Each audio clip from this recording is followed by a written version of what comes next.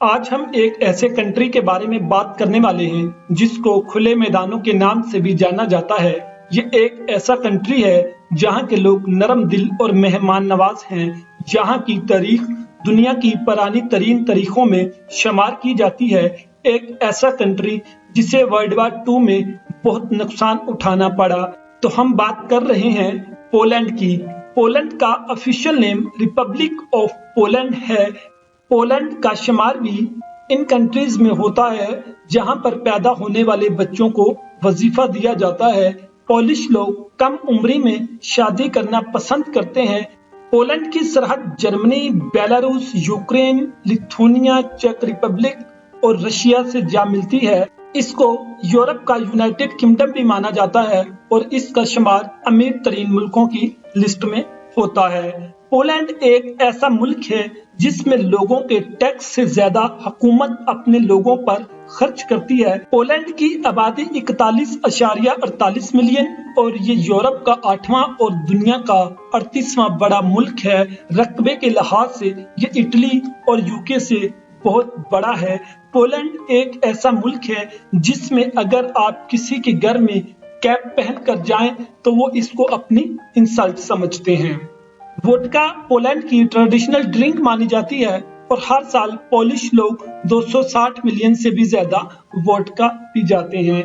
Poland میں 61% لوگ شہروں جبکہ 39% لوگ گاؤں میں رہنا پسند کرتے ہیں۔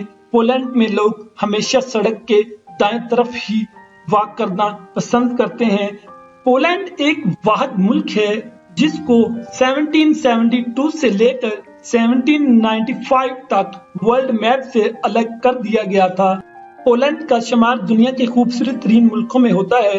یہی وجہ ہے کہ ہر سال تقریباً 5 ملین سے زیادہ لوگ پولینڈ کی سیر کرتے ہیں۔ پولش لوگ صاف دل کے لوگ ہوتے ہیں۔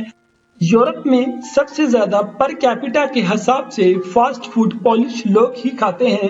پولش لینگویج دنیا کی مشکل ترین زبانوں میں شمار ہوتی ہے۔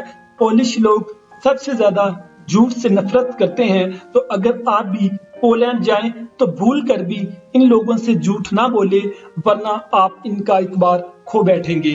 پولش لوگ اپنی صحت کا بہت زیادہ خیال رکھتے ہیں، اسی لیے وہ آپ کو ہر سیر و تفریح کی جگہ پر ایکسرسائز کرتے ہوئے نظر آئیں گے۔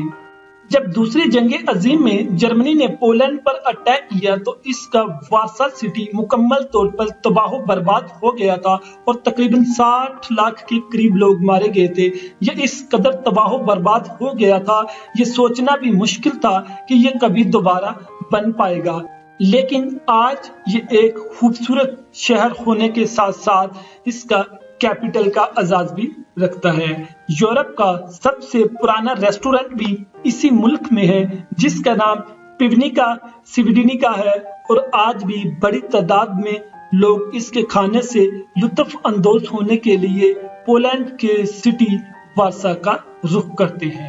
پولینڈ یورپ کی 6ٹھی اور دنیا کی 22ویں بڑی اکانومی کا حامل کنٹری ہے اور اس کی GDP $1.3 ٹریلین ہے۔ پولینڈ کو اب تک 17 نوبل پرائز مل چکے ہیں۔ 1991 تک سب سے بڑی بلڈنگ کا اعزاز بھی پولینڈ کے پاس ہی تھا۔